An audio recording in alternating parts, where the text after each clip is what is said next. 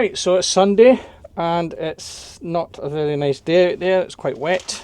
So today I'm going to tidy up the radiator, which is a bit sort of corroded. It's not, it's just the outer paint's coming out. The actual core itself seems to be okay.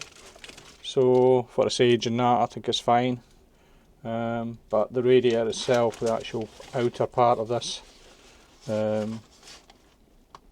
outside parts is a bit corroded, so I'm just going to clean that up a bit and just spray it with some heat paint, really just cosmetically to cover it up. It hides away underneath the bike anyway, nobody's ever going to see it. It's only my knowledge that this can't deteriorate any worse. The guard's got a little bit of slight damage on the plastic, so is it this side? So I'll try and see if I can repair that. There's actually a bit here as well, you can see. So I'll try and see if I can repair that a little bit. I've got to clean the rocker covers and get those back on. They're ready to go on. As I say, the results with the valves was good, relatively good. Spark plugs, I took them out. And they're a bit on the sooty side. You can see here, hopefully put it right in front of the lens. You put it in front of the LCD display and you wonder why it's not lining up. So you can see it's quite sooty. Now all four plugs are exactly the same, right? They're all the same. They're quite gappy. I think there's quite a lot of gap there, so there's quite a bit of wear on the plug. Also, twice the bike's been run inside the workshop and been left to idle for quite a long time, and I haven't gotten the air filter changed yet, so I've still got that to do. Right, so I'm not going to do anything with the mixture at the moment. I'm going to leave that until I've got the air filter changed, service the bike. I'll fit new plugs, obviously new plugs with the right gaps, and then what I'll do is I'll get it back on the road and get it MOT'd and get it running, and maybe in maybe after a week of riding or whatnot, I'll maybe start dropping a plug again and having another look at the mixture and then determine if it is running rich. I suspect that it isn't, because I'm not getting heavy fuel consumption. It still needs to start on the choke. I think it's just maybe symptoms of it sitting in here idling for a long time. Could also be that the air filter is due to be changed. We'll have a look at that. So what's left to do is basically I'm going to flush the coolant out the engine. I'm going to remove the extra two plugs that I have to take out to do that. I'm going to refurbish the radiator to a sort of just a quick refurbishment to rub it down and just basically spray it and protect it for a bit longer. I'll repair the radiator guard. I was thinking about seeing if I could maybe get some kind of radiator guard fitted to it. I might still look at that. I've got a compression test to do. I've got the carbs to balance, so I've got all that stuff to do as well. I've kind of drawn up a bit of a list. So wash the valve covers, refit them, fit the new plugs, paint the radiator, maybe check the top steering bearings, and I think I probably will do that. I'm thinking of dropping those and cleaning them up and re-greasing them and having a look at the races and so forth and seeing if there's any problems there. Said flush the engine coolant, fit the radiator, but leave it sort of temporary in place. Do a compression test. I've got to replace the air filter there, but that should be done before. I'll do that beforehand. This is just a list to remind me what I need to do. Sync and adjust the carbs. Then we'll do the oil and filter, we'll do the fork oil, and then we've got the brakes to refit. So that's kind of the front end of the bike. When we've done all that, I'll then look at the back end, and I'm not sure how much I'm going to do at the back end. I was going to take the chain cover off and clean up all around the sort of sprocket and that. The chain's fine, it doesn't need replaced. I am thinking about refurbishing the wheels, but we'll see where we get with that. But I was going to have a look at the swinging arm and have a look at the rear adjuster and so forth, the bits that can be problematic if they're not serviced. So I will have a look at that as well. I've got the rear seat cowl to repair, so I can fit that. I got one with it when I got the bike, but it was broken. The tabs on it were broken, so I need to sort that. There'll be other things that will come to my mind that I've still to do. Now, I don't really like filming myself doing stuff because I don't really like to. I'm not trying to teach anybody how to do anything because I don't feel I'm good enough for that. I mean, I was a trained motor mechanic, but it was in 1980 to 1985, and then I left the trade. I did serve my time on Reynolds, and then I left the trade, and then I dabbled a bit after that, and I did some homers and things like that. And obviously I've had the motorcycles all my life, and I've still kind of kept my hand in with them.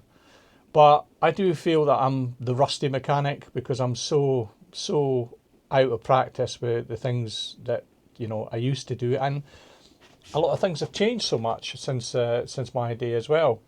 So I only like to put these videos up just simply so that when you go to do something on your bike, it's like anything in life. You should never just look at one reference. You shouldn't just look at one video or read one book. You should look at as much references as you can. So look at the manuals, do the web, look at YouTube, get a feel for what everybody's doing, and then decide yourself how you're going to do it. Because everybody's different, everybody works differently, and we're all, we all can do things wrong, and I really don't mind criticism, and I'm not going to delete comments or anything.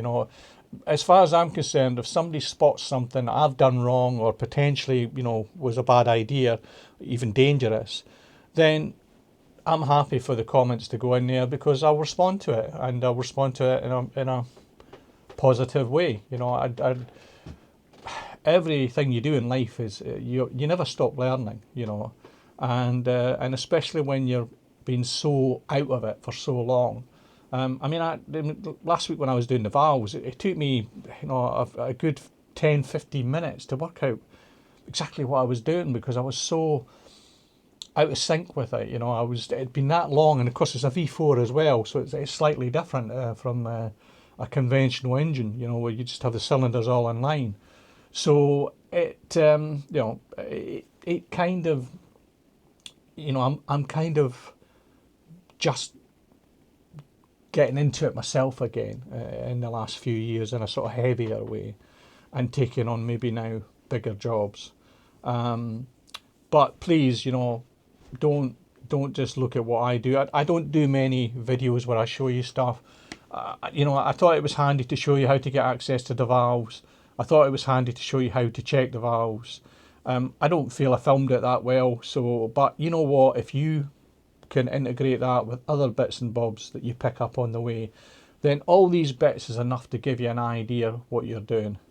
There's just a lot of stuff I'm not going to film because I just haven't got the time to do both, and also I don't feel that necessarily the way that I might do it is the best way to do it. So if you're going to refurbish a radiator, and when I say refurbish, it's got paint peeling off the sides of it.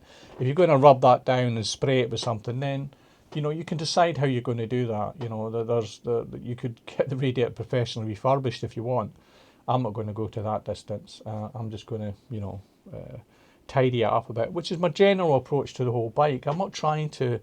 This isn't a restoration. It's a gentle refurbishment. The bike's in really good condition. It's only had 3 owners, and one of those owners was for 18 years. It's never been abused. It's never seen salt weather. It's a lovely, clean, honest bike, and I just want to keep it that way. I don't want to make it all shiny and brand new. I'm not looking to do that. I'm looking to keep it as a usable bike that has had a life. And that's where I'm going with this bike, and so I'm just doing the jobs now that I feel that's needed done, so I've got peace of mind that I can ride this for the next 5-6 years and know where I am with the service and know what needs done where, and just enjoy it. Get out in the summer and just enjoy it. That's the plan, and I'm looking forward to doing that for next year. And that's it. If I get any problems, if I have any problems with getting the radiator bled, or further down the line when I do the brakes, if I hit any snags, I will let you know about them, because that's the whole point. I think that's the whole point of any video, is that you kind of share the things that go wrong or the things that you're having problems with. And then people might chip in and help you, you know, and or tell you something that the next time you go, that's how I should have done it, you know.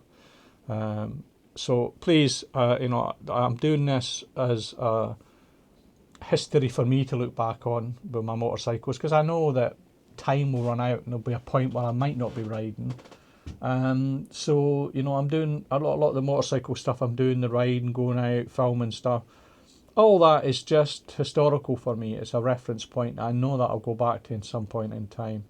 And this is part of the journey for me. You know, being back in a workshop, being back on the tools, feeling really rusty as hell, and a bit of an old git, really, to be honest with you. But I'm enjoying it, and I'm enjoying getting back into it, and that's what the workshop was all about. Now, I have got a new addition, and I will reveal it in another video, and I'm quite excited about it. It's quite, for me, it's quite a special project. It's not going to be what you think. It's nothing. It's nothing sort of fancy. It's not, you know, it's not a showroom queen. But it's something that I've been thinking about getting, and something that I've found that is going to be, you know, like the VFR here. It's going to come in the workshop. It's going to get a bit of work done to it, and then it's going to enjoy the second part of its life, and it's had quite a life. So I look forward to going through that with you later on. Anyway, I'm going to sign off now, and I'll catch up with you later. Thank you. Bye.